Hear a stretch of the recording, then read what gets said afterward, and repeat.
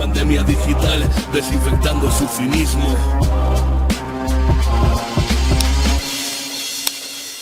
¡Acá atrás! Buenos días, ¿qué tal? ¿Cómo estamos? Bueno, pues nada, hoy hacemos el repaso de la actualidad como todos los jueves. Ayer también se nos quedaron cosas pendientes. También, bueno, me urgía hacer una entrevista en México. Tampoco nos dio tiempo a ver qué es lo que dijeron en la rueda de prensa del gobierno mexicano, que me mencionaron varias veces, pero hasta ayer por la noche no pude ver el vídeo. Y bueno, ya que, vaya, pues también es un honor, ¿no?, que te nombren como referencia de los análisis de los ataques de odio y desinformación de diferentes países. Bueno, bienvenido Rubén, bienvenida Gloria, ¿qué tal estáis? ¿Ya os están viendo? Hello. Hola.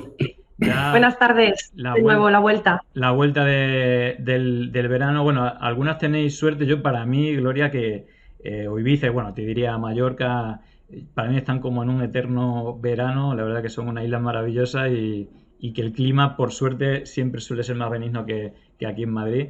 Esta semana ha habido muchísima información. Venimos de una semana, un fin de semana muy convulso a nivel internacional, sobre todo en Chile y en Argentina. Pero bueno, aquí la verdad es que esta semana al final ha habido, más allá de lo que solemos contar habitualmente de desinformación, de bulos y tal, ha habido una cosa que, bueno, mucha gente la estaba esperando, otra gente a lo mejor ni chicha ni limonada no le importaba, pero en ese ajuste de cuentas de Ayuso con Pablo Casado, que se lo cargó cuando intentó denunciar su corrupción, hay un proceso en el cual Feijóo, que era el presidente del Partido Popular en Galicia, yo creo que ahí estaba muy a gusto, y bueno, pues ha habido ese cara a cara entre Sánchez y Feijóo. Si uno mirara las portadas de los periódicos, diría el baño que le ha dado Feijóo a Sánchez, pero la realidad, y yo no me he visto el debate completo, que fue largo, pero por lo visto una de las quejas es que Feijóo tuvo 27 minutos, Sánchez tuvo 2 horas, como así se ajusta el reglamento, y que menos mal que habló 27 minutos, porque yo, por las cosas que he visto, he dicho cada disparate. Voy a poner solamente, para poner en antecedentes, uno de los zascas que le dio Sánchez. Ojo, que yo no soy nada fan de Sánchez.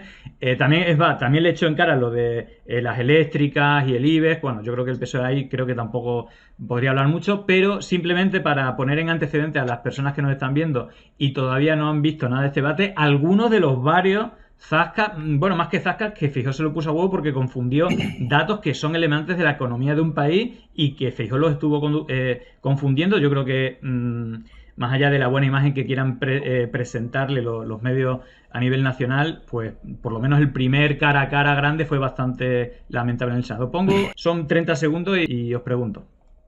Hace muy pocos días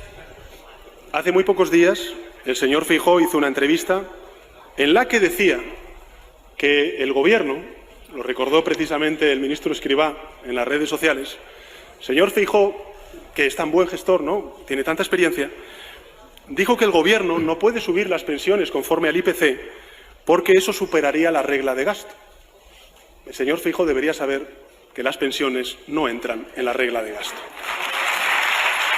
Bueno, ahí he puesto una de las muchas erratas que comentó, que Feijóo ha ido comentando en política nacional. Y vaya, no sé cuál es vuestro análisis del debate, de lo que hayáis visto del debate ahí entre Sánchez y Feijóo en el Senado, ya que en el Congreso no se puede dar ese debate. Y luego la cobertura en televisión española, la estuvimos viendo ayer, que era como muy nimia, no entra en política, sino en cosas muy superficiales. Y sobre todo los periódicos, que bueno, hay una tendencia clara a la derecha, como básicamente acusaban de ser violento, de que insultó Sánchez a Feijóo, pero que bueno, al final Feijóo fue como el ganador. ¿Qué opináis de esto? Y empezamos por ti, Gloria. En general, el debate está claro una cosa. Estuvo mucho más solvente, estuvo mejor, las cosas hay que decirlos, estuvo Pedro Sánchez, también jugó bien los tiempos que le correspondían en ese debate. Él tuvo para hablar largo y tendido 2 horas y pico, y esos 27 minutos que tuvo Feijóo, pues la verdad que no los supo aprovechar correctamente, porque quizás no hay nada detrás de la imagen que se había creado de Feijóo como un señor buen gestor, un tipo moderado, ¿no? Que parecía como el salvador del Partido Popular, parecía como una especie de nuevo Kennedy aquí en España, pero realmente lo que sigue demostrando es que Casado tampoco estaba tan mal, porque realmente sigue la línea de confrontación, de negativa constante a todo lo que se proponga desde el Congreso. Ya votó que no, este tipo de que venía, ¿no?, a dialogar con unas nuevas formas, con un tono más moderado y demás. Pues bueno, lo primero que hace, votar en contra de todos los límites de la energía. Vota en contra de todas las medidas progresistas que se están tomando en el Congreso. Es decir, la careta que tenía Feijóo de solvencia y de gestor en Galicia se ha quedado en Galicia. Creo, honestamente, que el país le queda grande y que le falta solvencia. Lo demostró ayer, tiene margen de mejora, eso sí, pero me extraña mucho que se pueda ya quitar la primera oportunidad que tiene. Pues no estuvo, creo, a la altura. Y claro, la derecha va a decir lo que ellos consideren, pero realmente saben que en el fondo el ganador del debate fue Sánchez, nos guste más o nos guste menos. Rubén. Yo diría esto que dijo Julia Anguita, que dice: el PP-PSOE son como las 2 torres de un tablero de ajedrez. Una es blanca y la otra es negra, pero las 2 hacen el mismo movimiento. ¿Qué quiere decir con esto? Que sí, que Sánchez muy bien, discurso muy bien, superar a Feijóo no creo que suponga muchas dificultades, pero hay que ver la trayectoria del PSOE. O sea, no nos podemos quedar en lo que fue el debate, en las palabras bonitas, en que ahora Sánchez se quiera ganar parte de la izquierda a la izquierda del PSOE diciendo: vosotros estáis contra el IBEX y vosotros estáis con la energética, cuando ellos tienen... ¿Cuántos dirigentes del PSOE están en las eléctricas? Más o menos, así que... Pues eso, o sea, la gente que nos está viendo tiene que empezar a dejar de ver al PSOE como un partido de izquierda. O sea, eso es algo que si queremos que la cosa avance de una forma más rápida, tenemos que desechar ya este partido como un partido de izquierda, como un partido, te diría incluso que progresista. Quizás lo social sí, pero lo económico es liberal, o sea, es socioliberal, no tiene nada de socialdemócrata. Y lo poquito que se ha hecho, lo poquito que se le ha apretado al PSOE ha sido porque ha tenido un partido socialdemócrata al lado, que sí que le ha apretado un poquito el cinturón, ¿no? Porque si no, no lo hace. Sí. O sea, el PSOE ha hecho lo que ha hecho porque ha sentido la presión. Y yo cuando veía ayer gente compartiendo el discurso de Sánchez, qué bien lo ha hecho, ¿no? ¿Qué tal? Bueno, sí, lo ha hecho, pero ¿cuál es la trayectoria del PSOE? ¿Qué es lo que ha hecho el PSOE? O sea, vamos a ser críticos, ¿sabes? Que al final están ahí, tanto PSOE como el PP, con no sé cuántos cargos en eléctrica, en grandes empresas, etcétera, etcétera. ¿Sabes? Sí. Esa es la opinión que saco. Total. Mira, hay comentarios, por ejemplo, en el chat dice que para hacerle zasca a Feijóo no hace falta ser muy listo. Ese uno, por ejemplo, Paco Hons dice: no son metiduras de pata, es desconocimiento, no solo de él, sino de sus asesores. Y luego nos hacen otro recordatorio que hoy es el día de Asturias. Es más, puse Asturias, pero también es el día de Extremadura, así que, bueno, felicidades a todas las asturianas y asturianos y a las extremeñas y extremeños, así que, bueno, también felicidades en su día. Pero siguiendo un poco el hilo, es decir, una de las cosas, bueno, no sé en qué manera relacionarlo, de este pique, relación PSOE-PP, ayer hubo algo tremendo en la apertura de, bueno, no sé si se llama el curso judicial, algo así, que el Consejo General del Poder Judicial junto al Rey y todas las autoridades tal, hablan, y Lesme se salió del guión, o bueno, a mí me lo parece, la cara del Rey es para verla. De hecho, lo voy a compartir el vídeo, lo vamos a poner. La cara del Rey es como, la que se está liando aquí. Más o menos viene a decir, puso verde al PP y al PSOE por no ponerse de acuerdo y amenazando que si no se ponen de claro. Yo creo que también la presión social están cargando contra ellos, y es verdad que se le llaman ocupa, que es una de las cosas que suele repetirse, pero también es verdad que el acuerdo, y así está, y luego sería otro debate, si al final el órgano que decide todos los jueces de los principales órganos judiciales lo tienen que elegir políticos exclusivamente, y este tipo de acuerdo que luego vemos que tiene consecuencias de beneficiar o perjudicar a amigos o a rivales políticos, pero esto, bueno, merece una reflexión. Pongo el vídeo para la gente que no ha escuchado lo que dijo Lesmes y os pregunto. En la mayor parte de las ocasiones, la renovación de la institución se ha hecho en el plazo marcado por la Constitución. Y algunos consejos, como el que yo me digno en presidir, obtuvieron además amplísimos respaldos parlamentarios, próximo, en nuestro caso, al 90% de los diputados y senadores. Hoy, sin embargo, hay que admitir que este modelo se ha instalado en una crisis de difícil salida por la permanente falta de entendimiento de los grupos políticos mayoritarios y por no corresponderse, además, con los estándares europeos en materia de consejos judiciales. Es indudable que la elección parlamentaria proporciona al Consejo una especial legitimidad para todas aquellas tareas de gobierno que trascienden del interés corporativo de jueces y magistrados, por afectar a la sociedad entera. Pero no es menos cierto que dicho modelo genera una percepción negativa, muy generalizada, de politización, de manejo interesado por los políticos, que compromete su apariencia de neutralidad y la confianza en la justicia, percepción que, además, se incrementa exponencialmente durante los últimos años, precisamente por las circunstancias que rodean a la no renovación. La reforma es, por tanto, ineludible y deberá abordarse con la mayor urgencia posible. Respecto de nuestro presente, para salvar la actual situación de bloqueo, se han propuesto remedios excepcionales, trasladando en ocasiones la responsabilidad a quien no la tiene. Así, desde algunos sectores se ha venido propugnando la renuncia colectiva de los vocales y del presidente del Consejo. Se ha insinuado incluso que, de no hacerse así, se estaría poniendo de manifiesto un comportamiento acomodaticio y poco responsable. Nada más lejos de la realidad. Aunque la renuncia individual puede resultar admisible, la renuncia colectiva no lo es, pues llevaría a la paralización total del Consejo con la imposibilidad material y jurídica de desarrollar su misión constitucional, así como aquellas otras funciones que la ley orgánica.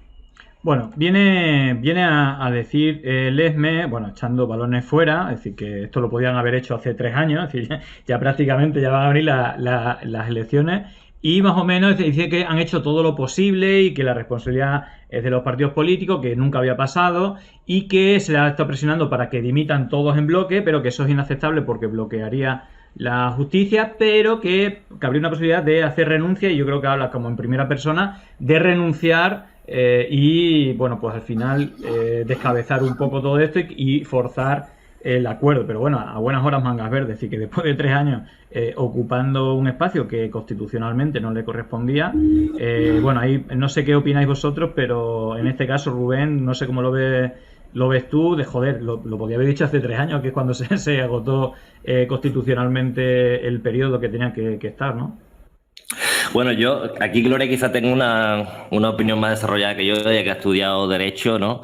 Pero yo recogí aquí un hilo de Twitter de Joaquín Bosch del año 2021, y en el punto 5 dice eso, dice: muchos dirigentes de los partidos democráticos incorporan erróneamente concepciones de la dictadura sobre la justicia. O sea, que el problema que estamos teniendo ahora viene de esta supuesta transición modélica. Lo que yo no sé, es una pregunta abierta, el ¿por qué ahora? ¿Por qué ahora y no hace casi 4 años, ¿no? Y ahí le paso la patata a Gloria a ver si se aclara esta pregunta. Yo tampoco sé por qué ahora, pero sí que es cierto que, como decías tú, ¿no?, que hay un secuestro de las instituciones. La democracia en general está secuestrada, y está una de las partes más importantes de la democracia, el eje vertebrador, uno de ellos de lo que es nuestro sistema, que es el Poder Judicial. Esto lo que preocupa es no solo bueno, es que yo recuerdo también ese mensaje de WhatsApp del 2018 de Cosidó a sus colegas del Partido Popular, anunciando ese pacto que había habido supuestamente entre Partido Socialista y Partido Popular, que decía, Cosidó decía, vamos a controlar la Cámara desde detrás, ¿no? Ahí se ejemplifican muchas cosas, porque ahí estás diciendo que realmente la política no es que esté controlando el sistema judicial, es que está metida de lleno hasta las trancas en el sistema judicial. Y esto el Partido Popular tiene mucho que perder en el caso de perder su mayoría conservadora, porque claro, tiene un futuro bastante inquietante. Hay montones de salas de lo penal que archivan casos y que tienen casos, archivadores repletos de causas que podrían condenarles y que podrían llevar aún más a un quiebro del propio partido, y entonces, claro, procura mucho que esas mayorías del partido, que la mayoría judicial sea de su cuerda, sea conservadora.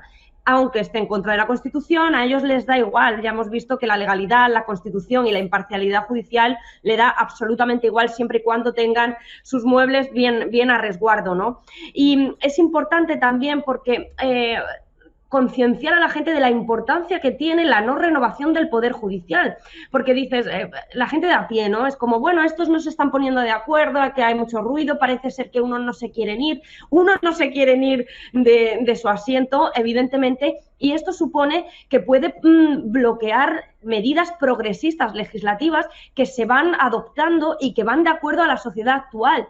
Ahora mismo la ley del aborto, la ley del sí es sí, la ley de eutanasia, todas estas leyes puede ser que topen con el Poder Judicial obsoleto y que se topen con un sistema judicial que no está a favor de esas leyes. Es decir, un Poder Judicial que está caducado, que está y que además es conservador, en contra de una mayoría progresista que hay en el Congreso que legisla a favor de lo que ha querido la gente. Con lo cual, hay un desequilibrio ahí de poderes que podría obstaculizar, y no solo eso, las garantías judiciales de las personas de a pie, de tuya, mía, de cualquier persona, están en peligro si no hay un sistema judicial como toca. Entonces, no es solamente esa disputa que se esté teniendo entre Partido Popular y Partido Socialista, a la cual, por cierto, nosotras hemos propuesto una solución, porque es muy fácil decir, bueno, estamos bloqueados, pues nada, ya se desbloqueará, y aquí unos se tiran la pelota unos contra otros, pero realmente quien ha propuesto una solución encima de la mesa, que además es una solución bastante acertada, es Unidas Podemos, rebajar las mayorías, pero fortalecerlas con que haya, bueno, pues que haya una mayoría de grupos parlamentarios que también estén de acuerdo, es decir, hacerlo más democrático para poder salvar el obstáculo inconstitucional de la pataleta del Partido Popular. Porque esto al final, como decía, están en peligro nuestros más esenciales derechos judiciales y las garantías procesales. Y entonces, pues ahonda aún más en la crisis institucional, en la crisis democrática. ¿Quién está ahondando en ello? A quien le conviene que la democracia no funcione, que es al Partido Popular. Total. Mira, comenta por aquí, por ejemplo, Borosur, entre el síndrome de Estocolmo y la doctrina del shock, así se funciona en España, una sociedad secuestrada por el miedo. Y luego también dice Judá IV, a día de hoy me sigue sorprendiendo que el PP no esté ilegalizado. No ya solamente por las condenas, todos los casos de corrupción, organización criminal, han llegado a nombrar desde la justicia. Pero precisamente tú, Gloria, acabas de decir una de estos audios que salen y que nos muestran lo que hay detrás de las bambalinas, hasta qué punto, ¿no?, el control de la justicia, que además hemos visto como varios casos cómo se ejerce y que se sigue ejerciendo a día de hoy. Y hay otra cosa que se estaba rumoreando, es decir, y de esto, Rubén, llevamos denunciándolo y hablándolo mucho tiempo, el cese o la censura política a Jesús Cintora y a su programa, que tenía buenos datos de audiencia, que no se le puede tachar de un caso de difusión de noticias falsas, que nosotros aquí fiscalizamos bastante, tanto Televisión Española como las cadenas privadas, y se rumoreaba que parece que uno de los acuerdos entre el Partido Popular y el Partido Socialista, entre ellos era pues un acuerdo más o menos cerrado para el Consejo General del Poder Judicial y otras instituciones, a cambio de que tuvieran más presencia el Partido Popular en Televisión Española. Y digamos que precisamente esta semana un consejero de Radio Televisión Española, Roberto Laquidain, nos lo contó con pelos y señales quién estaba detrás no solamente del cese del programa, que aparte ha sido público digamos, ese acoso contra Jesús Cintora y su programa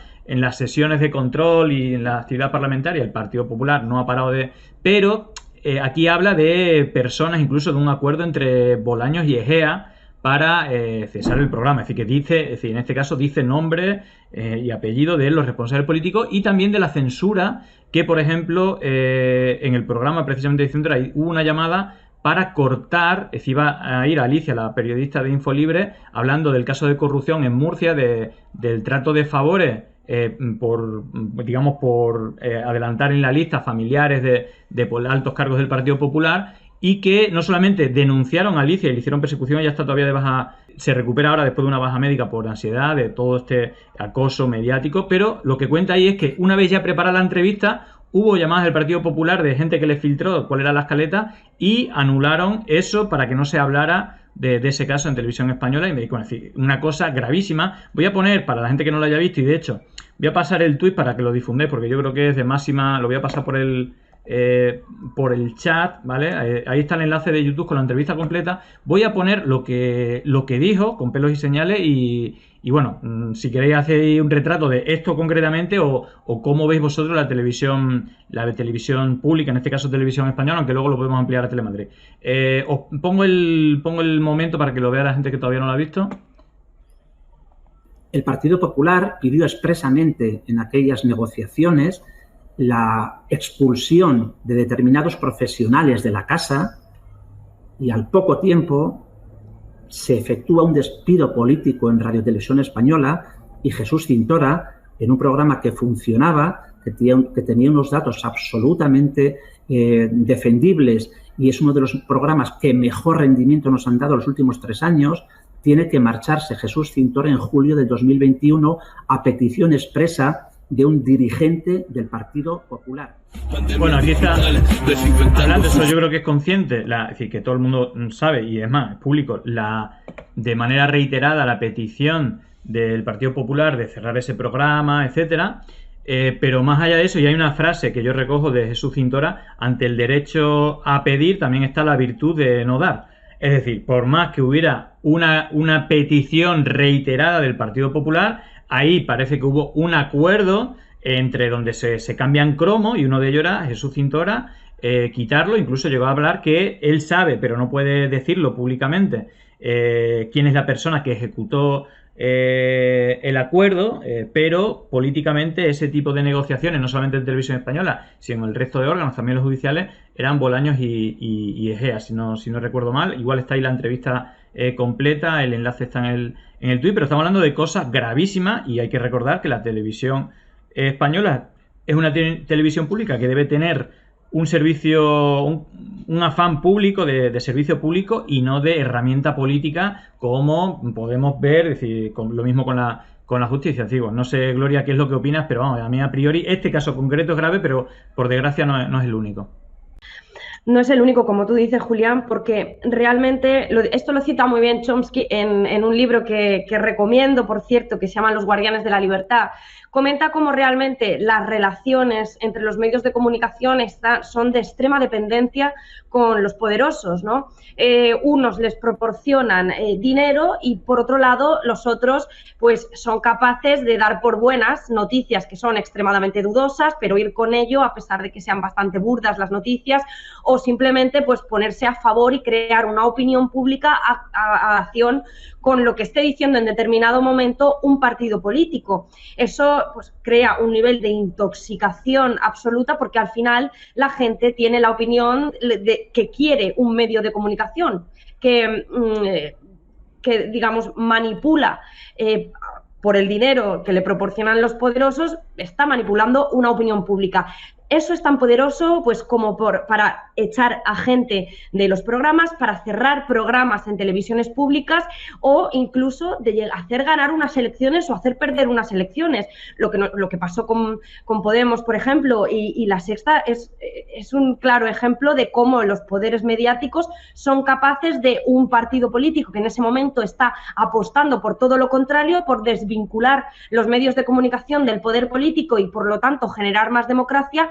Pues bueno, ponemos aquí pasta, hacemos estos contactos, con amenazas, coacciones, lo que sea, Y al final ese partido político termina hundiéndose o termina muy afectado por este tema. Entonces, la importancia, una, de saber distinguir eso, y dos, también la importancia de crear un plan o de determinar a ver cómo se puede, los poderes ajenos a todo esto, cómo podemos sacar de todas las cloacas que hay debajo de los medios de comunicación para que realmente informen de una manera imparcial, con la cual la gente se pueda crear una opinión sin estar sesgada políticamente, digamos, de una forma consciente por parte de los medios de comunicación. En todo caso, esto que ha pasado hoy seguirá pasando y habrá seguido y habrá pasado muchísimas veces que no nos hemos enterado ni siquiera, pero al final lo que queda es la opinión pública manipulada absolutamente.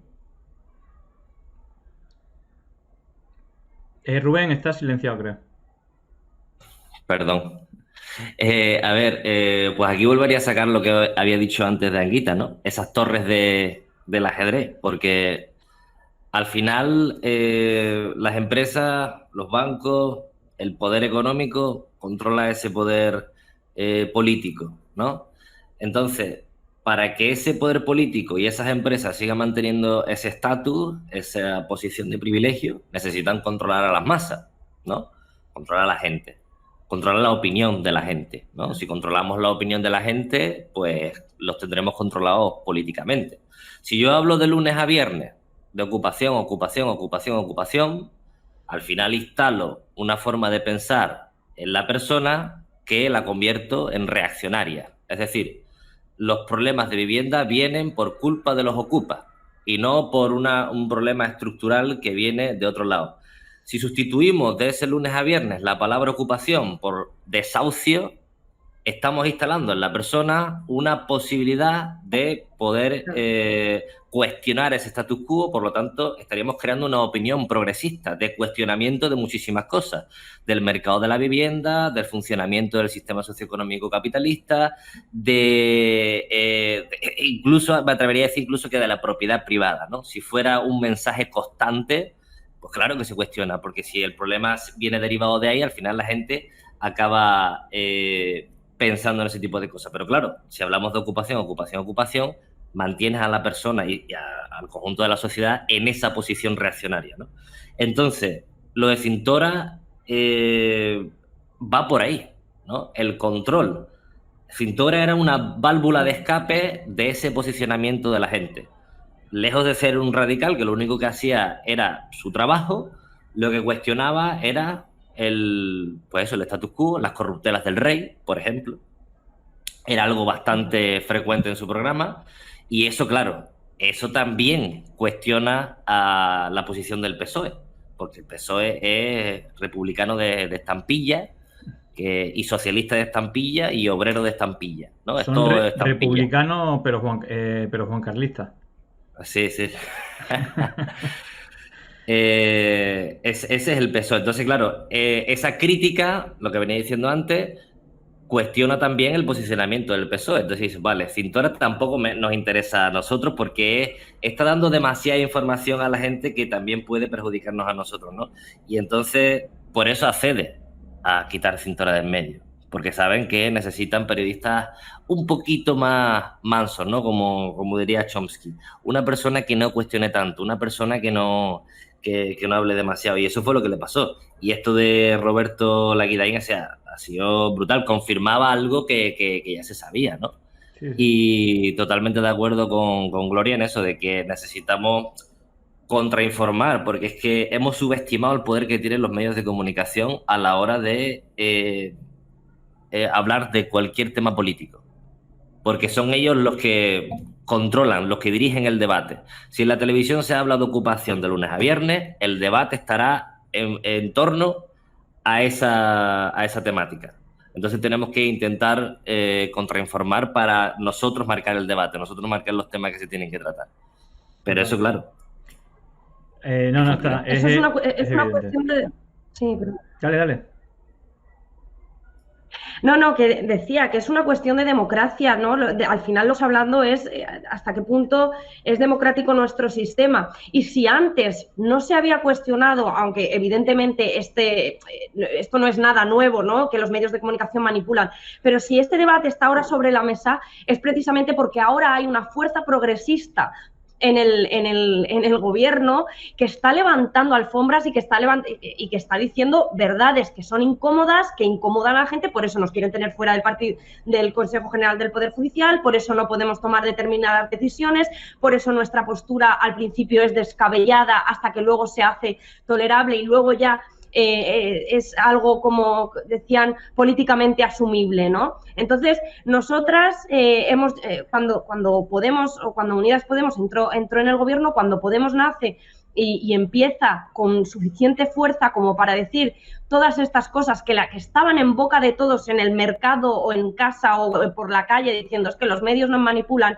cuando hay una fuerza de gobierno potente que dice esto es verdad, esto es así, y ahora tenemos fuerza suficiente como para empezar a denunciar esto y hacer algo, entonces es cuando todo ha saltado un poco por los aires, porque claro, todas las posiciones estaban muy cómodas, hasta que, claro, llega una tercera fuerza, irrumpe en todo esto y dice, perdonad, esto no es democracia, estamos en una plutocracia, en un autoritarismo, o como lo quieras llamar, de todo menos democracia, evidentemente. Y claro, ahora los nerviosismos, los bloqueos al sistema judicial, la patronal por allí también nerviosísima, todo el mundo como ostras, que han venido... estos que ahora sí están diciendo lo que decía la gente desde la calle, pero ahora con fuerza suficiente. Sí, mira, leo un par de comentarios. Por ejemplo, Trajano2 dice, si con el Ferrera Gate no ha pasado nada, no esperemos nada en otros temas. Hay algo gravísimo. Y luego, por ejemplo, Judai V dice, lo dijo también Quique Peinado en una entrevista que dio en No te metas en política, nunca ha interesado hacer una televisión pública que funcione bien y sea de calidad, tanto por parte del PP como del PSOE. El único que intentó hacer algo decente fue Zapatero y Rajoy se lo cargó nada más llegar. Mira, precisamente esta semana no solamente tuvimos a un consejero de Radio Televisión Española, también tuvimos a Mae, que es consejera de Telemadrid, y la cosa es casi peor. Pero una cosa que recalcaba es reivindicar una televisión pública de calidad, porque al final, igual como hacen con la sanidad, principalmente el Partido Popular, cuando llega al gobierno, es empeorar la calidad de tal manera que la gente diga, claro, es que lo público es una mierda, lo que funciona es lo privado. Y al final esa lógica funciona, y en el caso de la sanidad es algo obvio, pero que también deberíamos de ver a la comunicación como un servicio de bien público, porque bueno, creo que cada vez es más evidente que esto es así, y sobre todo cuando tenemos unos medios privados que están como están y que estamos totalmente indefensos.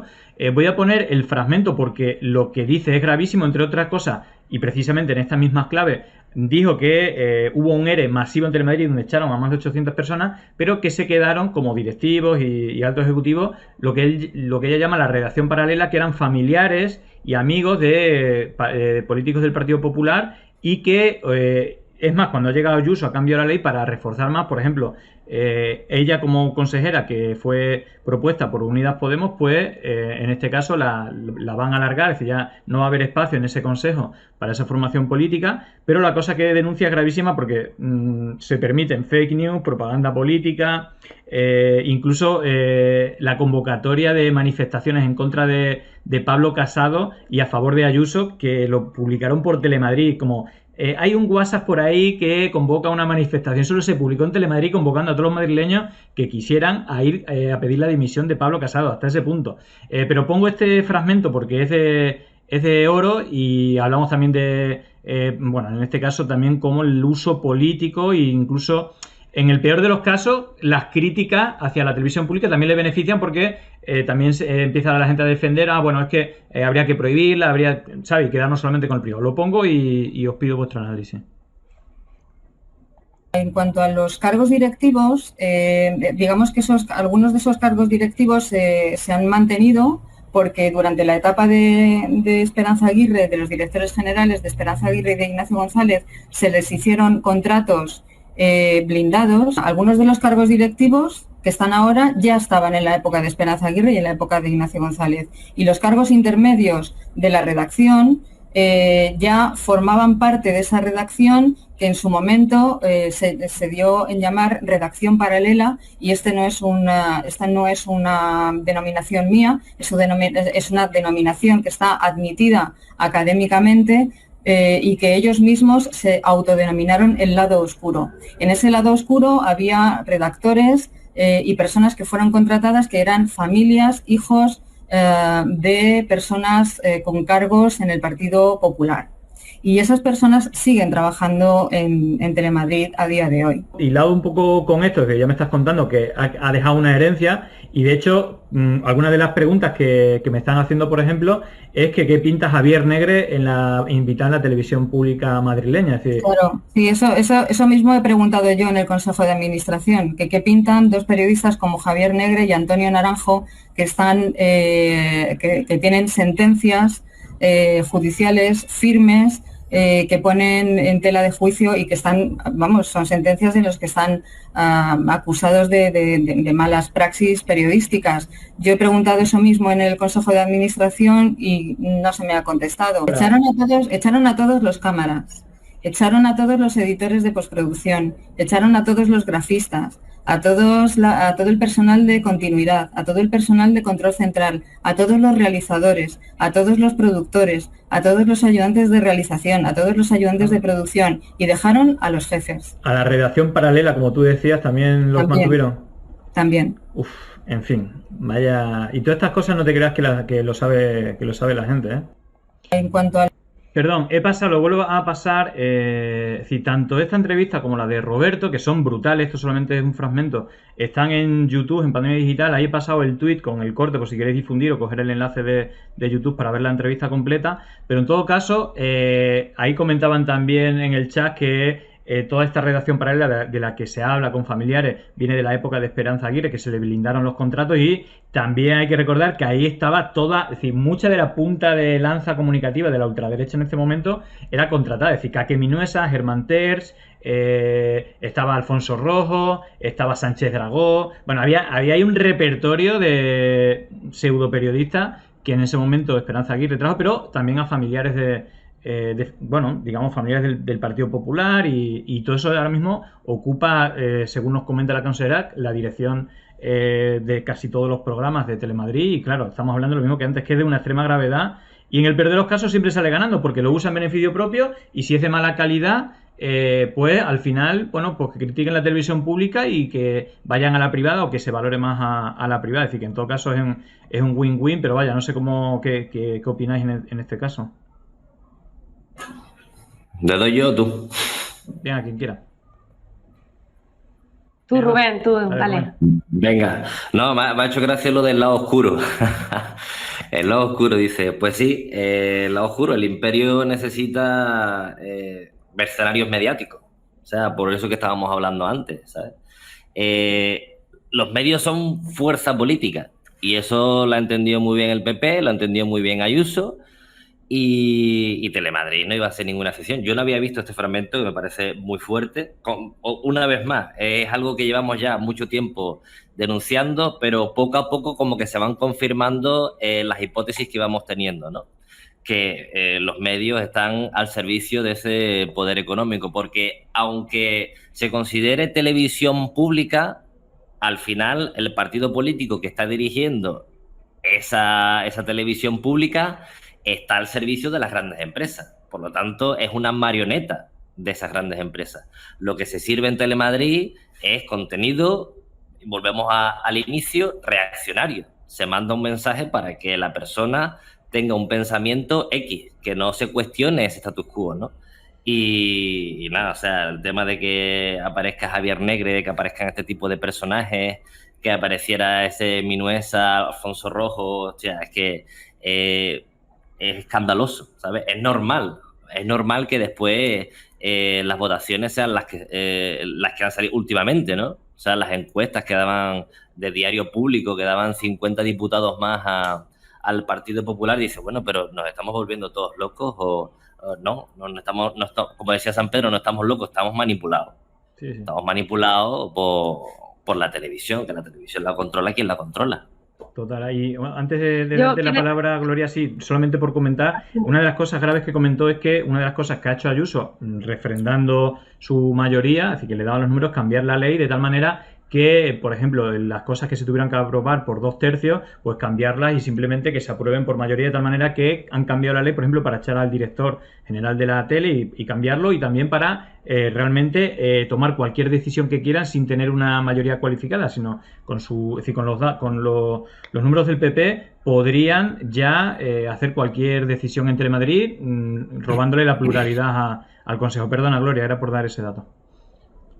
No, que va, es que me ha hecho gracia o me ha llamado la atención el Borosur ha escrito que decía que aquellos a los que la educación nos ha hecho más críticos, porque lo de menos pobres no lo sé, porque bueno, el tema este de ya sabéis que soy bastante crítica, bueno, todos creo, los que estamos aquí, con el tema del ascensor social y la meritocracia. No sé si la educación ha evitado la desigualdad o no, pero sí que nos ha hecho bastante más críticos. Y hay una masa crítica ahora mismo. Lo que pasa es que siguiendo lo que recomienda Borosur, de clamar contra la caverna y demás, pues ese clamor, digamos, yo creo que está en auge, pero bueno, tiene que solidificarse después en votos, porque si al fin y al cabo siguen ganando el bipartidismo, al final el pastel está más que manejado y está más que repartido y poco va a cambiar. Entonces, que ese espíritu crítico que nos ha proporcionado la educación, si es que ha sido la educación y no las calles, que también tiene bastante de parte el formar parte de una organización o estar simplemente en las calles para tener espíritu crítico, eso se tiene que traducir en convencer a los demás para que cuantos más clamemos, pues menos pastel haya para repartir por los que tienen ya la barriga llena. Sí. Mira, hablando de Ayuso, pasó, creo, si no me equivoco, el martes, el lunes, este tuit de Toni Cantó, que es una de las cosas que es para analizar. No sé si ya lleva un año, ya se ha cumplido más de un año, que es el presidente de la Fundación en Defensa del Castellano, algo así, como si en Madrid hiciera falta hacerlo, pero recuerdo que el primer tuit que puso en su cargo tuvo como 9 faltas de ortografía, que ya... Y el otro día, una cosa que nos contó la consejera de Telemadrid es que se hizo cobertura de este evento en el cual Ayuso, la presidenta de Madrid, fue nombrada presidenta de Tabarnia en Madrid, que esto es como un meme, una historia tipo meme de la derecha para enfrentarse al proceso en Cataluña, y hasta puso el tuit mal, puso Ayuso, que es de otra persona, de un señor por ahí. Es que ni para eso vale, ¿no? Que decía Quique Peinado en el tuit. Bueno, no sé si habéis visto esto de Tabarnia, y sobre todo, siguiendo con el hilo, que Telemadrid hiciera la cobertura de esto como si fuera un acto oficial, ¿no? Que ya es como el absurdo total. Dale, Rubén. Vale, no, creí que ibas a poner un vídeo. No, es que estoy poniendo la imagen del tuit de nombramiento de Ayuso como presidente, y pone Ayuso con el hashtag mal. Si quieres comentar lo de Toni Cantó, o que Telemadrid haya hecho la cobertura de este nombramiento de presidente de Tabarnia, que es un puro meme, ya que se gasta dinero público, esto ya es el colmo. No, si no me sorprende, ya te digo, es que son ridículos. ¿Cuántas cagadas no ha hecho Toni Cantó o Ayuso en los últimos años? Que uno dice, pero realmente le estamos pagando a estas personas para que supuestamente nos representen o representen nuestros intereses, o ya no nuestros intereses, pero por lo menos represéntame de una forma decente, ¿sabes? Por lo menos. Aunque yo sea una persona de derecha tiene que decir, hostia, vaya la cagada que ha pegado, ¿sabes? O una persona que no sabe ni siquiera hablar en público, o una persona que no conoce los datos, como Toni Cantó o Ayuso, ¿no? Pero volvemos a lo mismo, Telemadrid va a tope con Ayuso, con Toni Cantó, y se equivocan y hacen huida hacia adelante, ¿sabes? Jamás van a reconocer sus fallos, jamás van a tener lo que decía Gloria, ese espíritu crítico, jamás. O sea, jamás. Y van a ir en contra de todo lo que suponga... La televisión pública, ¿sabes? Claro. Van a ir en contra de todo lo que suponga un cuestionamiento, ¿sabes? O sea, es como se ha convertido en un circo, y esto es lo que hace que mucha gente diga, yo paso de política, ¿no? Entendiendo política como en el sentido parlamentario, ¿no? Total. Bueno, si quieres... Sí, Dale.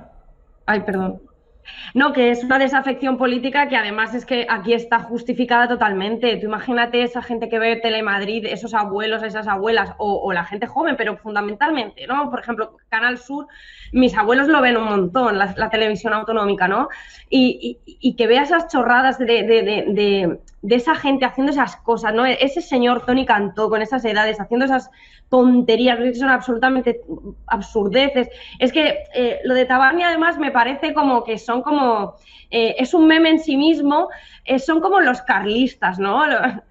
Que realmente, o sea, lo peor, o sea, el grupo del cual creo que nos podemos reír abiertamente de esta gente porque son como los pringados. Los carlistas eran los pringados que metieron a España en 3 guerras carlistas defendiendo una causa que era absolutamente absurda, pero ellos seguían, ¿no? con su cosa, ¿no? Yo creo que no hay cosa más tonta que un carlista y ahora tampoco hay cosa más tonta que un tipo de Tabarnia, ¿no? Pero hay otra cosa y es que dices, ¿qué es lo que tiene que llegar a pasar para que se echen a este tipo o alguien cuestione, alguien del Partido Popular o se cuestione de tal manera que termine este tipo cayendo como tiene que caer, ¿no? Aquí voy a lanzar una reflexión. Esto lo hace una mujer, o sea, hace esta chorrada, es una mujer y esa mujer está fuera, pero los varones Feijóo sale incluso a decir que hay que echar a esta tipa. Y eso es una cuestión que pasa un montón. Los tipos se permiten el lujo de llevar la absurdez hasta un límite más allá que se nos permite a nosotras. A nosotras enseguida ya somos insolventes, somos frívolas, somos imbéciles, pero un tipo es como, jajaja, qué gracioso. No, hombre, este tipo tiene que estar fuera. Este tipo es un señor haciendo el tonto en la Comunidad de Madrid y punto. Y es un tío, pues bueno, pero es que hay muchos hombres que dicen cosas. Y está sobrevalorado toda esa cuestión. Entonces yo lanzo aquí la reflexión porque pasó hace poco con la ministra de Finlandia que se nos exige unas cosas que no se le exige a los hombres. Y este tipo que está haciendo allí en la Comunidad de Madrid hubiera sido ya lo digo, hubiera pedido la dimisión hasta Ayuso, cualquiera hubiera pedido la dimisión, pero nada, ahí se mantiene haciendo completas chorradas y creando un ejército de nuevos carlistas para hacer el tonto, que no hacen nada más. Total. Bueno, si os parece vamos a algo que ha generado polémica, pero al final hablo de la propuesta de Yolanda Díaz. Es decir, hay un contexto evidentemente de crisis económica multilateral, es decir, que no solamente es la guerra, es decir, ya no estaban muy bien las cosas antes de que llegara la guerra, ¿no?, entre Ucrania y Rusia. Es cierto que en la cartera o en las competencias de Yolanda Díaz las cosas, digamos, es de lo más salvable del gobierno en el sentido que han ido tanto aumentando el salario mínimo como bajando el paro. Cada mes ha habido diferente, pero más o menos la tendencia en contra de lo que se pensaba es que ha habido bastante buenos datos, no solamente de paro a nivel de cifras, sino el número de contratos indefinidos y por lo tanto con derecho a prestación de desempleo y que de una hora de otra, pues Yolanda Díaz ha hecho una propuesta que tiene que ver con las cosas del comer, como ahora se repite bastante esa frase, y literal, ¿no? Porque en este caso ha hecho como una propuesta de que, igual como se han topado los precios con el tema de la electricidad, que también, aunque esté cara respecto a otros países de Europa, pues estamos mejor. La propuesta suya, la vamos a escuchar, tiene que ver con algo así como topar los precios de 20 o 30 productos para que sea más accesible lo básico que es comer, ¿no? Igual como la electricidad o la vivienda, aunque en este caso la vivienda está bastante complicada. Pero bueno, vamos a ver la propuesta que hace Yolanda Díaz en este caso en una entrevista al diario.es. Y luego, si queréis, hablamos incluso de la polémica de Carrefour, que se ha adelantado y dice que va a hacer la propuesta de Yolanda en su supermercado. Bueno, os lo pongo y os escucho después. Estoy trabajando para que exista un acuerdo con las distribuidoras y los consumidores en nuestro país, un acuerdo que consista en determinar una cesta de productos básicos, en torno a 20 o 30 productos en los que, como hemos hecho con el gas y otras materias, topemos los precios. Pues 20 o 30 productos que son básicos, que es la leche, que es el pan, que son los aceites, que son los huevos, que es la fruta, que una serie de productos que se definan y que ahí tiene que haber un compromiso con las grandes distribuidoras y con las asociaciones de consumidores para ser limitados. Y además se puede hacer perfectamente porque es un factor realmente de enorme importancia. Entiendo que consistiría en definir primero una cesta de productos básicos de primera necesidad para la alimentación, con una dieta equilibrada. Equilibrada y sana. Y pactar con las grandes distribuidoras que eso no puede subir de determinado precio. Y con los consumidores, correcto. Es decir, hablamos, fíjate, de incrementos del 500%, de 575, son datos públicos, de más de 800, no puede ser. Bueno, lo paro ahí, viene también a decir que las subidas de precios son increíbles y que evidentemente no estamos en una situación económica bollante y lo que va a venir, que luego me gustaría también hablarlo, pero en todo caso, Gloria, es decir, tendría dos aspectos. Uno, creo que es la propuesta, que pues, creo que tiene sentido, al final, igual que con la electricidad, los alimentos y sobre todo los de primera necesidad, pues no se puede, si hace falta controlar para que la gente alimente. Ojo, acordar, y lo que estoy diciendo, hablar también con grandes plataformas y con consumidores para que haya beneficios y que no haya pérdidas para la empresa, pero que también se piense en los consumidores. Bueno, Gloria, no sé qué piensas de esta propuesta y luego si quieres la lectura que luego Carrefour se ha adelantado y bueno, no sé en qué acabará esto, pero en todo caso también se habla de la crisis que puede hacer al pequeño comercio. Bueno, ahí hay como varias aristas, pero en todo caso la propuesta así a priori de Yolanda, ¿qué te parece? Mira, a priori la propuesta de Yolanda me parece que es poner el bienestar de las familias, poner el bienestar de la gente de este país en el centro de las políticas públicas, ¿no? Que eso es fundamental y eso es lo que venimos reivindicando desde Unidas Podemos cuando ya nosotras hicimos una propuesta también parecida en su momento de poner un impuesto a las grandes distribuidoras y a las cadenas de comercio para que no se disparasen los precios, ¿no? Y me parece cuanto menos interesante y además que en un principio parece como descabellado, como todo lo que decimos desde Unidas Podemos, lo que se dice siempre es como esto no se puede hacer, y después va pasando el tiempo y al final resulta que se podía, incluso era muy beneficioso. Y yo creo que con esto puede pasar lo mismo si el Partido Socialista atiende a razones y también hay una cosa que hay que tener en cuenta, el precio de venta, o sea, por cuánto se compran los productos a los agricultores, ¿no? Eso también es importante que no se olvide que esta gente está cobrando una miseria por sus productos.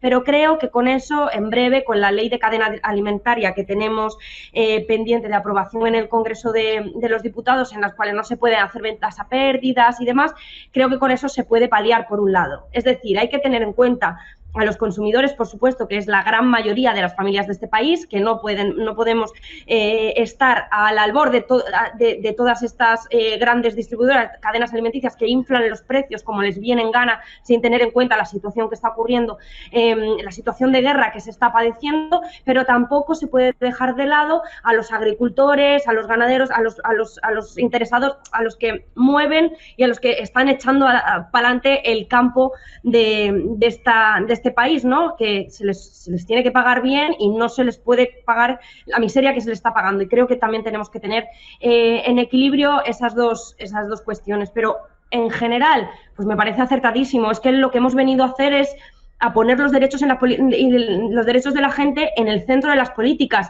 y descartar los derechos de las grandes empresas, los derechos de las grandes corporaciones, los grandes beneficios de las eléctricas. Todo eso tiene que quedar al margen. Se está en política para hacer un servicio al pueblo y eso es lo que se está haciendo y eso es lo que estamos demostrando. Rubén. Sí, yo estoy de acuerdo totalmente. O sea, eso es un primer paso, lo que hay que hacer, hay que limitar los precios. Como bien decías antes, lo del tema de la vivienda, que el propio PSOE dice que es un bien de mercado, ¿no? Un partido socialista y obrero diciendo que la vivienda es un bien de mercado. Bien, todo correcto y bien, que diría Turiel. Esto es lo mismo. O sea, el tema de los precios de los alimentos es exactamente igual. Lo que se ha demostrado, lo que se está demostrando es que con estos topes, lo que se está demostrando es que el mercado no es en absoluto libre. Que si se deja al mercado rienda suelta, el beneficio va a ir para unos pocos y además va a engordar las cifras a voluntad, porque ellos son los que tienen el monopolio, tienen el poder por esa posición. Y un primer paso es ese, o sea, empezar a hablar, y ya no solo se está hablando aquí, se está hablando también en Europa. Lejos de ser una unión bolchevique bolivariana, pues está viendo que el mercado se está topando con unos límites muy claros, los límites biofísicos del planeta. Y está bien hablar de límites de precio, pero en el horizonte se tienen que empezar a vislumbrar ya, ir más allá de límites de precios, ¿no? Empezar a hablar quizás de otro modelo económico, de empezar a meter palabritas como hay que decrecer, estamos llegando a ciertos límites, ¿no? Y hay ciertas fuerzas políticas que están empezando a meter estas palabras que yo creo que ya tiene que ser de obligatoriedad. Vale, bueno, nos quedan 5 minutos y al final quiero acabar con un tema de Rubén, así que simplemente, como ha sido noticia internacional, el intento de asesinato de la presidenta de Argentina, Cristina Kirchner, campañas de odio, es decir, la cobertura que ha sido tremenda en la televisión pública y también en la televisión privada, casi poniendo de victimaria a la víctima y en este caso hay un montón de campañas de desinformación, incluso diciendo que un chaval de 16 años con Cristina Kirchner le salió una foto que era el asesino, etcétera, incluso que la pistola era de juguete, de goma, y lo último que se ha conocido es que la novia la acompañó cuando dijo que estuvo 2 días sin verlo anteriormente y tenían fotos del arma con la que usaron, los dos haciéndose fotos antes del intento de asesinato. Bueno, en todo caso, un análisis corto, como lo queréis ver, sobre todo, pero yo incidiría en cómo se convierte, y no la primera vez que pasa, a la víctima, la convierte en victimaria y luego las campañas diciendo que todo ha sido un montaje, cosas que hemos visto en España recientemente, así que tampoco nos dista mucho, Gloria. No, pues simplemente que, pues lo que hablábamos antes, un poco la manipulación mediática, hasta qué punto es capaz de ocultar un magnicidio, que era lo que se iba a cometer, pues simplemente pues con fake news, con informaciones falsas, con informaciones sesgadas, que dividen aún más a la gente, que causan una confusión tremenda y que al final el caldo digamos, el odio, ¿no?, que se va generando y todo esto, y la confrontación entre propios ciudadanos y ciudadanas de un mismo país, que es peligrosísimo. Y al fin y al cabo es como... ha pasado en España, ha pasado en un momento dado muy oscuro de nuestra época, que siempre a la cual nos tenemos que referir obligatoriamente, que la polarización dio lugar a un enfrentamiento brutal entre compatriotas. Esto puede pasar, pero con el chasquido de una cadena mediática, ¿no? Entonces, esto es me parece peligroso y sobre todo pues que potencialmente que puede ocurrir en cualquier país de ahora mismo de Europa, y puede ocurrir también en España, cualquier cosa así. Sí, yo digo que si hubiese disparado, hubiesen dicho que es un caso, estaríamos hablando de un caso aislado, que no se sabe de dónde, un loco que estaba tramando esto, que el hecho de que tuviera un tatuaje nazi en el codo no tiene nada que ver, es un simple caso aislado y que los medios no tenían absolutamente nada que ver. Y mencionaré cuando le mandaron a Pablo Iglesias las balas en un sobre, ¿no? Y que súper partido, al final dijeron que era todo montaje, prácticamente como que lo culparon de todo. Pero bueno, como nos quedan 3 minutos, Rubén, y estoy poniendo ahora mismo, has lanzado esto en Twitter, hago oficial un nuevo espacio del canal todos los martes, 3:45 en directo. El programa inicia próximo martes 13 y se llamará Todo es muy burdo, pero vamos con ello. Tranquilos, Inda y Esperanza Aguirre no están invitados, no te lo pierdas, RT. Bueno, rápidamente, que nos quedan 2 minutos. Pues rápidamente eso, un programa de contrainformación. Nacía con la idea de contraprogramar al programa de Risto Mejía de Todo es Mentira. Queríamos llamarlo al inicio Todo es Verdad, pero como ya se llamaba así, tenía ese nombre anteriormente, me quedé, vale, todo es verdad, todo es mentira. Digo, todo es burdo, digo, no, todo es muy burdo, pero vamos con ello. Sí. Entonces, bueno, los martes a las 4 menos cuarto intentaremos contraprogramar a Risto.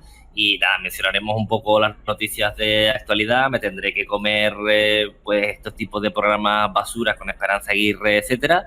Pero bueno, tenemos un equipazo, diría yo, y vamos, esperamos el próximo martes. Se nos acaba el tiempo, habíamos concretado que terminamos a esta hora, así que muchísimas gracias, Rubén. Gloria, ¿algo para despedirte?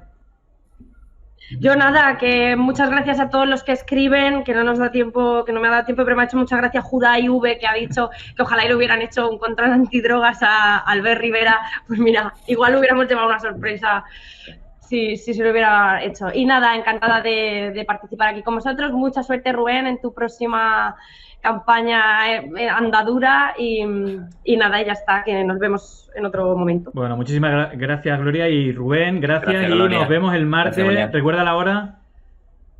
4 menos cuarto. 4 menos cuarto, martes, Vamos con ello. en el canal de Rubén. Bueno, lo dicho, muchísimas gracias y nos vemos prontito. Chao, chao. Venga, gracias. Adiós. Bueno, pues al final va a haber toda una parrilla alternativa a la televisión. Ojalá, por lo menos a aquellos que de una manera o de otra están contaminando, bueno, pues lo que ve la gente, y creo que este tipo de iniciativas, al menos yo creo que meten presión también para que se corten un poquito y vaya, en este caso, enhorabuena a Rubén. Hay una cuestión, justamente hemos estado hablando de la cuestión económica, y creo sinceramente, hay un elemento que en realidad creo que se está ocultando un poquito mediáticamente y que, pero muy grave, y que tiene que ver precisamente con esta guerra en Ucrania, entre Rusia y Ucrania, este ajedrez, este risk entre países, esta batalla también por la energía geopolítica, donde de momento quien está saliendo perdiendo es Europa, evidentemente Rusia también, y quien está saliendo ganando es los Estados Unidos. Pero lo que ha ocurrido en las últimas horas, algo que llevamos diciendo hace mucho tiempo y que gente que sabe mucho de economía nos han estado avisando, que esto puede provocar una seria recesión con consecuencias inimaginables, y que Rusia, en las últimas horas, no solamente ha cortado el gas del gasoducto que es el Nord Stream 1, recordemos que se iba a crear un Nord Stream 2 que iba a abaratar más el consumo de gas que Rusia tiene para abastecer al resto de Europa. A nosotros nos afecta más o menos un 20-25% de lo que consumimos, pero a países como Alemania le afecta el 70-80%, si estamos hablando de una cifra muy grande, ¿no? Ya vimos un vídeo. Es más, lo vamos a recuperar porque creo que es interesante. Pero fijaros el vídeo que ha puesto Gazprom, que es la empresa pública rusa. No sé si es público, tiene porcentaje público-privado, pero es la empresa rusa de esta oligarquía también, que acompaña al Kremlin con los grandes empresarios. Es decir, que esto también ocurre. Y fijaros, el vídeo que han puesto es como: hasta que no nos quitéis las sanciones, os cortamos el gas, el invierno va a ser largo, ¿no? Fijaros el videíto que se ha marcado Gazprom.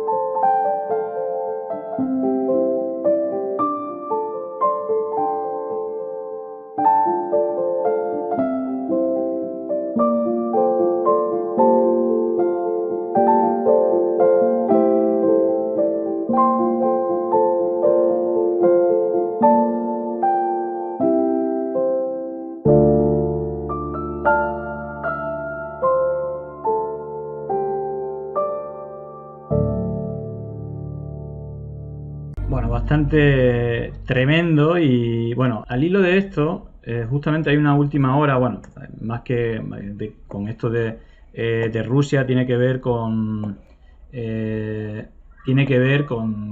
inflación, la situación económica, y que se ha publicado hace 10 minutos. El Banco Central Europeo realiza la mayor subida histórica de tipos de interés para contener la inflación.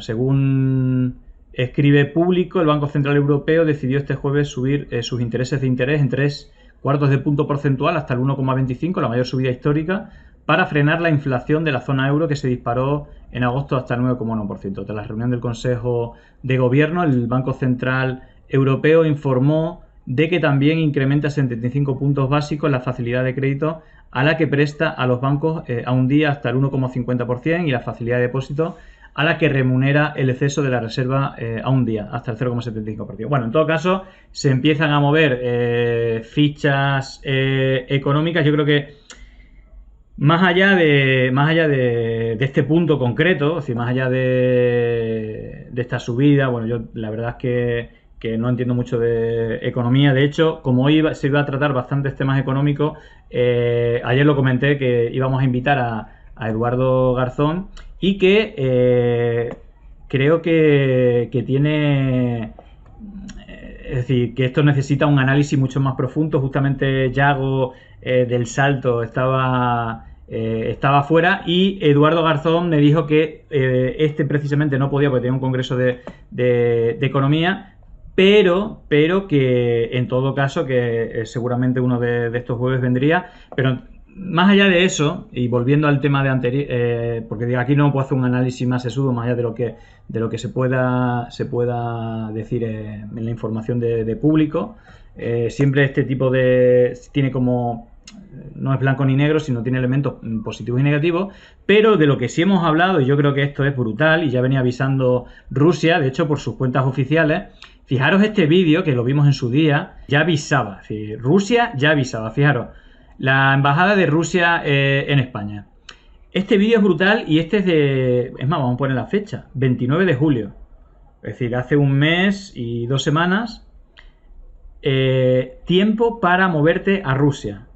Ojo, ya fijaros cómo empieza con la hoz y el martillo. Y atención a este vídeo, muy oscuro, muchas segundas lecturas. This is Russia. Delicious cuisine. Beautiful women. Cheap gas. Rich history. World famous. Es decir, habla de cheap gas, es decir, gas barato. Que al final esto va a ser como Mad Max. Como nos corten el gas y tengamos que subsistir con el gas licuado que nos envían desde los Estados Unidos, que vale 20 veces más caro. Es verdad que no cubre casi nada. Bueno, digo 20 veces por decir una cifra muchísimo más cara, no sé exactamente cuánto más, pero hay gente que se está haciendo multimillonaria en Estados Unidos con todo esto. Es decir, que veremos cómo termina la cosa, pero es decir, más allá de que Rusia esté mal, parece como si nos tuviera a Europa agarrado por los cataplines, algo que no se ha comentado mucho. Es decir, se han hecho récord de ventas históricas de Europa hacia Rusia comprando petróleo y gas. Después de decir en la tele que no vamos a comprarle, no, es que no es que no pueda elegir, es que es el único que tiene asequible en precio y en cantidad.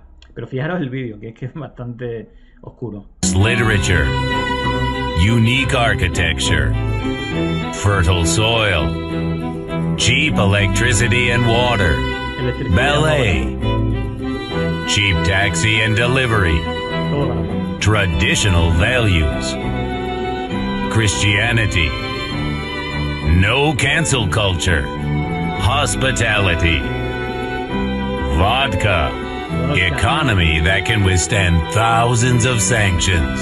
Time to move to Russia. Don't delay. Winter is coming. Es decir, lo de Winter is Coming es Juego de Tronos, una amenaza total, ¿vale? Bueno, esto sumado, es decir, como que estaba todo, digamos, previsto, y en el momento, ya lo estuvimos avisando, en el momento que Rusia corte el gas a Europa y sobre todo a los países del norte de Europa y a Alemania le revienta. Y sobre todo, fijaros que el gas sobre todo es importante en la industria, y Alemania como motor industrial también de Europa, la economía tiene, bueno, se habla que es el motor de la economía de Europa. Si entra en recesión Alemania, van el resto de países, ¿no? Por eso Alemania en un principio, bueno, era reticente, era más pro diplomacia, porque al final esta guerra nos perjudica a toda Europa y beneficia a los Estados Unidos, más allá de que haya un culpable, que es Putin, evidentemente. También hay que darle el contexto, el golpe de Estado en 2014, el Euromaidán, cómo quitaron al presidente con grupos neonazis en Ucrania. Entró Poroshenko, que era un puro nazi rodeado de un gobierno de nazis, donde pusieron al batallón Azov dentro del ejército y empezaron a bombardear a sus propios civiles, a ucranianos de la zona prorrusa, que luego se declararon como repúblicas independientes y que recientemente, digamos, las declaró así también Rusia, que fue el inicio de todo esto. Lo que parece increíble es que la diplomacia europea, empezando por Borrell, nos aboque, es decir, los diplomáticos tienen que hacer diplomacia. Lo que no puede ser es que nos aboque a una crisis brutal que veremos las consecuencias que tiene. Es decir, ya parece que Rusia ha ejecutado su amenaza. Yo creo que este vídeo es una amenaza. Y incluso nos dice que quien quiera cosas baratas que se vaya a Rusia, que a pesar de las sanciones económicas lo van a tener. Más allá de cosas oscuras como pone Beautiful Woman y ponen a niñas como reclamo turístico. En fin, yo creo que ahí hay también un ligero problema y evidentemente no vamos a poner a Rusia como buena porque realmente después de la guerra de Ucrania, que hizo que tuvieran que salir del país 7-8 millones de ucranianos civiles que no tienen culpa de nada, que son las principales víctimas, puede también reventar a ciudadanos europeos si esto sigue adelante. Y mientras tanto, lo de las élites económicas, los acuerdos con los Estados Unidos, la OTAN, todo que bien, sí, tenéis que hacerle el vacío a Rusia tal, y los ciudadanos de a pie nos vamos a la mierda. Mientras se matan, al final son más muertes, cuando lo que debería reinar es la diplomacia, y a todo aquel que hablaba de no estar a favor de la guerra, de apostar a la diplomacia, se le ridiculizaba en los medios de comunicación. Es decir, todo como si estuviéramos aplaudiendo, venga, que nos vamos todos al garete, muy bien, vamos a destrozar nuestra economía, la industria se va a paralizar, vamos a entrar en recesión, va a haber una inflación de la leche, etc. Y ojo, que España, dentro de lo que cabe, estamos mejor que en otros países de Europa, pero al final, bueno, pues la historia de siempre, pocas cabezas pensando en intereses propios que evidentemente no coinciden casi nunca con esto. Bueno, el otro tema que quería hablar, y como aquí lo hemos hablado bastante, es el tema de la propaganda con el tema de las ocupaciones. Es decir, totalmente pornográfico. Y lo que pasó ayer en Telecinco, creo que ahonda bastante más en ello. Vamos a verlo antes, pero bueno, os leo también un poco a Bas Serré, que es la primera vez que participa en el chat, y de poco se habla estos días de Merkel, su salida de la nuclear para parar los pies electoralmente a los verdes, y de cómo eso nos está afectando ahora. O de que Schröder, canciller socialista, está en el Consejo de Administración de Gazprom. Pobres alemanes. Bueno, tal cual. Si es que aquí, es decir, eso es en el ámbito alemán, pero aquí en el ámbito español, los que ya lo hemos hablado, es decir, ¿quiénes han salido beneficiados económicamente hasta el momento de la guerra? ¿Quién ha hecho récord económico de su historia? Empresas como Iberdrola. Es decir, al final, ¿quién está en los consejos de administración de esta empresa? Es decir, el último, el vicepresidente de Iberdrola, Antonio Miguel Carmona, que estaba sentada en las tertulias de ese también oligopolio mediático, igual que el eléctrico, en el cual hay dos empresas que tienen los mismos trabajadores, que es increíble. Antonio Miguel Carmona iba a todos los programas de A3 Media y a todos los programas de Mediaset. ¿Cómo te explica eso? Que en competencia lleven a los mismos trabajadores. Porque son los mismos dueños, son los mismos fondos de inversión, BlackRock, etcétera, los mismos bancos los que invierten en toda la tele para controlar lo que va y lo que no va. ¿Quién ha hecho récord de ganancias? Los bancos. Ganancias que nunca han tenido. ¿Y cómo está la gente? Pues está jodida, está muy jodida. Está tan jodida que no pueden ni pagar la vivienda. Y los medios son tan jodidamente crueles que quieren cambiar, es decir, el concepto inquiocupas. Es decir, ahora los ocupas son los desahuciados, los que por cuestiones económicas no pueden seguir pagando un alquiler, y cuando el Estado y esos políticos tienen la obligación, por la Carta Magna, en este caso, dice que tenemos derecho a vivienda, cuando alguien no puede pagar por cuestiones económicas, el Estado debería darle una solución habitacional con prioridad a las familias que tienen menores y todo eso. Pero ¿qué es lo que se hace desde los medios de comunicación? Pues engañar. Decir... Básicamente el mensaje, ten cuidado porque si sales a comprar el pan te van a robar la casa. Y eso ya nos han dicho los jueces, y es lo que les duele, le ha roto totalmente los esquemas. Eso no existe. Legalmente en 24 horas la policía te desaloja a quien te quiera quitar no solamente la vivienda donde vives, sino tu segunda, tu tercera vivienda o la vivienda que estés poniendo en alquiler, que esté puesto, que esté vacía y se ofrezca en alquiler o en venta, porque estaría en uso. Entonces, aquí están haciendo un popurrí y el juez lo que dijo, hay un problema, pero los problemas vienen derivados de la gente que no paga y también de las ocupaciones de edificios, locales o viviendas que están vacías y que son propiedad de bancos, grandes tenedores que ni siquiera lo denuncian. Y al final quien paga las consecuencias son los vecinos, porque en algunas, no siempre evidentemente, y aquí hemos visto asociaciones sociales, organizaciones sociales como La Obrera y La Ingobernable, que ocupan espacios que pertenecen a bancos, espacios que no tienen vida y le dan actividad social en beneficio de también de los ciudadanos, pero lo que no se está hablando aquí es que hay una problemática que no está resuelta y que al final a quien criminalizan pues a la gente pobre. Y fijaros el sinsentido de esto que os voy a poner ahora. Atención. Más de 2 horas después de iniciarse los hechos, el desalojo aún no se ha completado. Finalmente, a las 12 de la noche, los guardias civiles sacan escoltados a los ocupas entre gritos y abucheos de los vecinos allí presentes.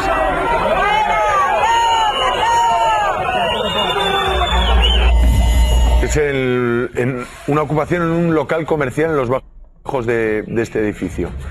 Vamos a empezar, digo, por quedarlo claro, si es un desalojo de un local vacío que, según la información que he estado buscando, he podido encontrar, parece que fue reciente y no es la única. Es decir, hay una familia o varias familias que sistemáticamente van en Azuqueca de Henares, creo que es Guadalajara, que van ocupando, digamos, locales vacíos, locales comerciales vacíos.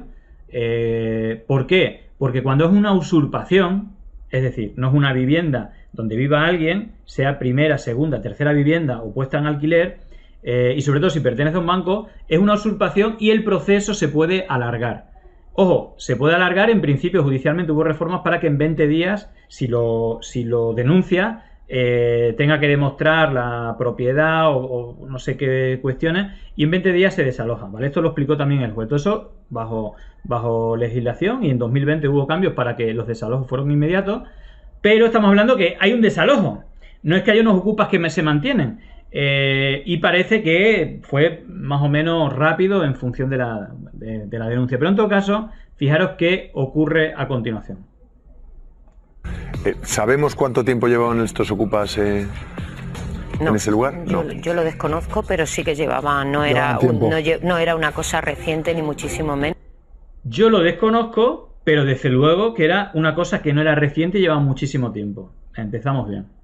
Lo que ¿Entonces llega la Guardia Civil, acompaña alguna comisión judicial? O... Imagino que sí, porque si no ya sabemos que no pueden hacerlo, ¿no? Lo que ocurre es que, fíjate, lo que demuestra esta escena desde mi punto de vista, el grado ya de cabreo y de hartazgo. Por eso te digo que no creo que llevaran 2 semanas, ni muchísimo menos, porque si no se pone en pie medio pueblo cuando se produce esta situación, ¿no? Sabemos que hay gente que sigue negando, entre ellos muchos jueces siguen negando que esto sea un problema. Bueno, pues cada vez que vemos una imagen como esta, yo creo que es evidente que hay un problema. Es que es tremendo, es tremendo. O sea, a la culpa es de los jueces. Lo primero, el cabreo parece, por lo que he estado leyendo, cosa que parece que esta señora no ha hecho, es que este problema no es actual en Azuqueca de Henares, sino que hay una familia o un grupo de familiares que van ocupando locales que están vacíos y parece que en la convivencia dan problemas. Cosa no solamente que el juez dijo que no era un problema, sino que acentuó que el problema se da cuando se ocupan espacios vacíos que normalmente más del 90% pertenecen a los bancos y estos no denuncian, ¿vale? Ese es el principal problema y que normalmente, no normalmente, sino que los principales problemas que se dan son problemas de convivencia de personas que ocupan esos espacios que se lo tienen que sufrir los vecinos. Es decir, no solamente no lo dijo, sino que lo acentuó.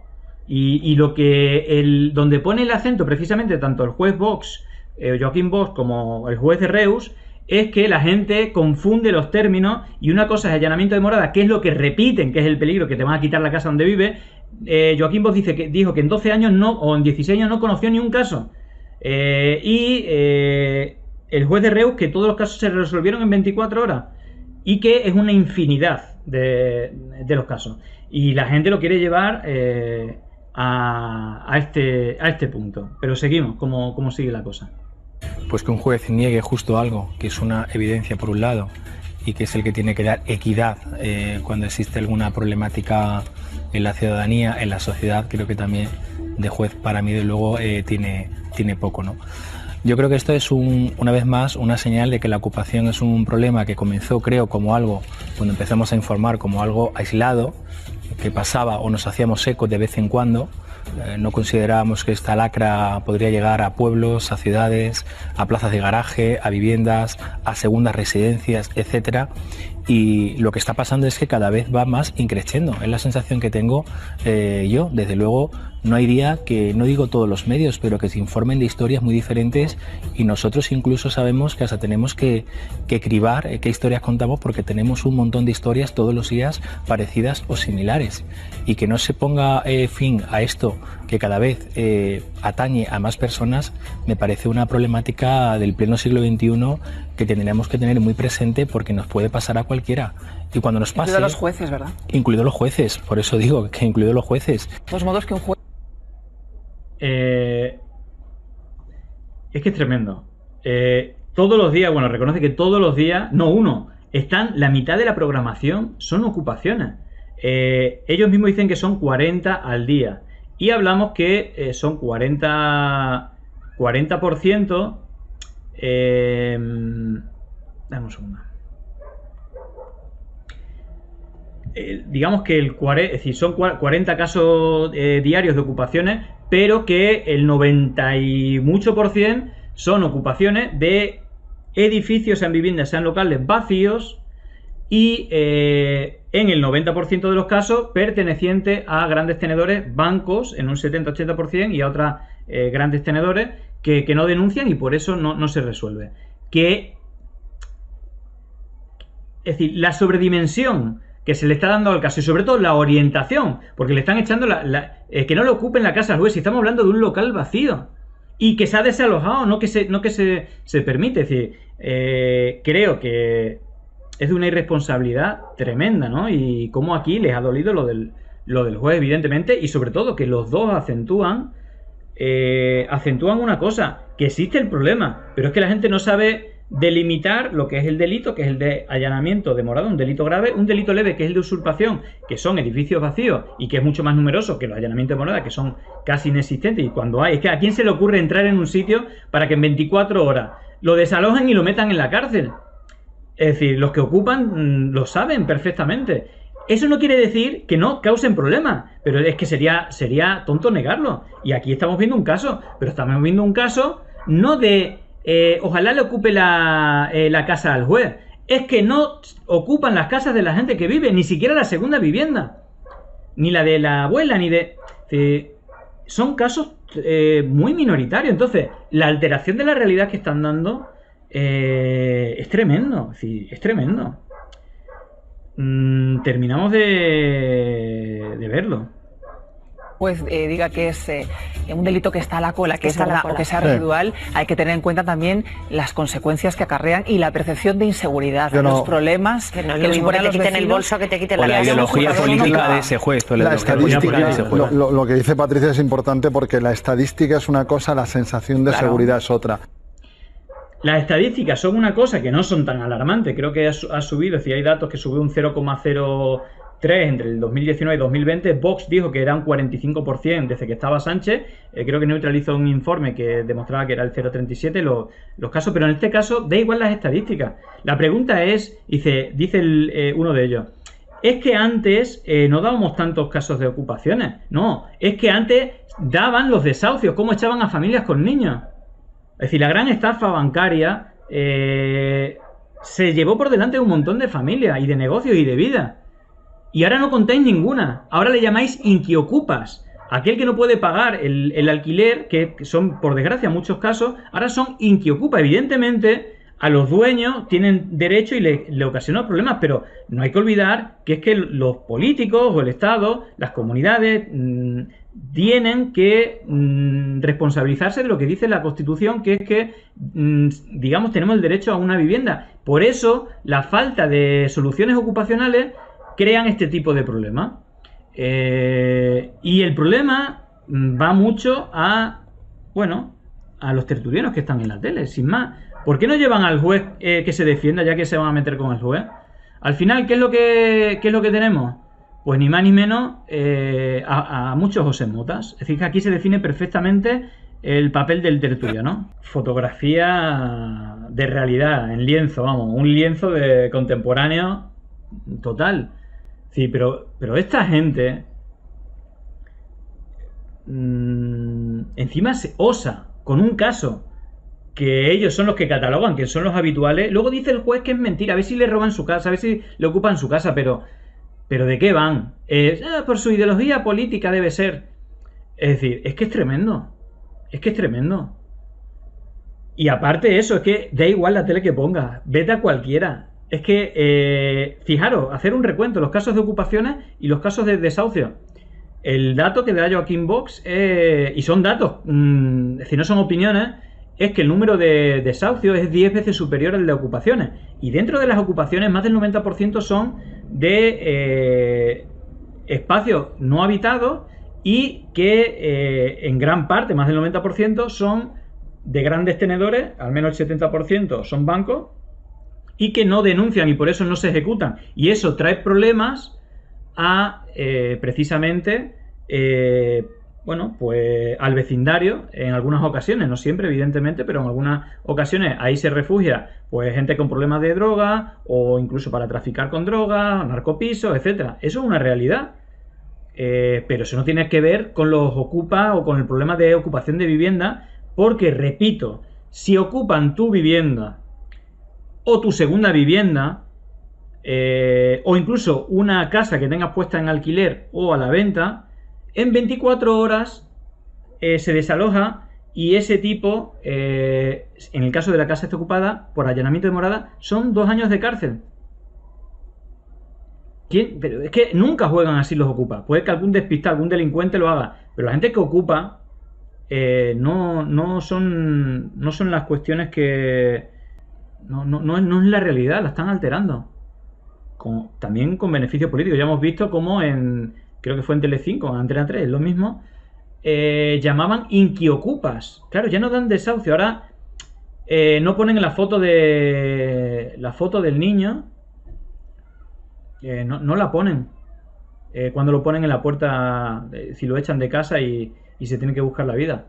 Ahora te ponen, y ojo, también es un problema, la del propietario, que no le permiten, que por cuestiones de COVID, no le permiten desalojar a una familia que tiene niños y que no han podido pagarle durante los meses que sean, unos meses. ¿Y eso es un problema de quién? Pues un problema, entre otras partes, de las instituciones que no le dan una solución habitacional que también resuelva el problema del propietario, que también tiene derecho a hacer uso de su propiedad. Entonces, aquí creo que se está haciendo con mala fe cierta situación. Aquí seguiremos difundiendo este tipo de cosas. Son cuestiones polarizantes, evidentemente, donde uno sale que perder. Cuando yo he puesto lo del juez, donde explica claramente, pues mucha gente, no, pues deberían de ocuparte de la casa. Pues a mí, yo tuve este problema. Es decir, es un tema en el que es doloroso, hay un problema. La gente que está afectado es una putada. Yo tengo empatía con eso, pero es que se está sobredimensionando y se está mintiendo y se está cambiando términos. Y esto es así. Y eso no quiere decir que no exista un problema. Y tiene, como estáis ahí, Prosegur, Securitas, etc., pues son los que están detrás de algunos de muchos de los anuncios de estas televisiones. Y luego el interés político, ¿no? Ahí ya, si la propuesta, como decía, en Telecinco, después de esto de Inquiocupas, dice, y esta es la propuesta del PP para acabar con los ocupas. Solo para los allanamientos de moradas, que no existen, que son mínimos, que no representan el 0,01%. Vamos a poner desalojo en 24 horas, ya está pasando, y cárcel de 3 años. Es el único cambio, de 2 años pasarlo a 3 años. Pero ¿qué más da? Si al final, si lo meten en la cárcel, lo que quiere el propietario es que lo desalojen y se queden y se pueda quedar con su casa y el otro va a la cárcel. Bueno, pues en vez de 2 años pasa a 3. Es el único cambio. Y la gente se lo cree. Bueno, en todo caso, nos vamos directamente con la RAID. Pasar buen fin de semana, pasarlo bien, cuidaros y nos vemos el sábado y el lunes. Sábado YouTube, lunes en Twitch de nuevo a las 5:30. Chao, se os quiere. Llegó el momento de no estar callado, de desmontar inventos que vienen envenenados. Es contrainfo, que no es lo mismo. Pandemia digital, desinfectando su cinismo. Gracias por la suscripción, muchísimas gracias.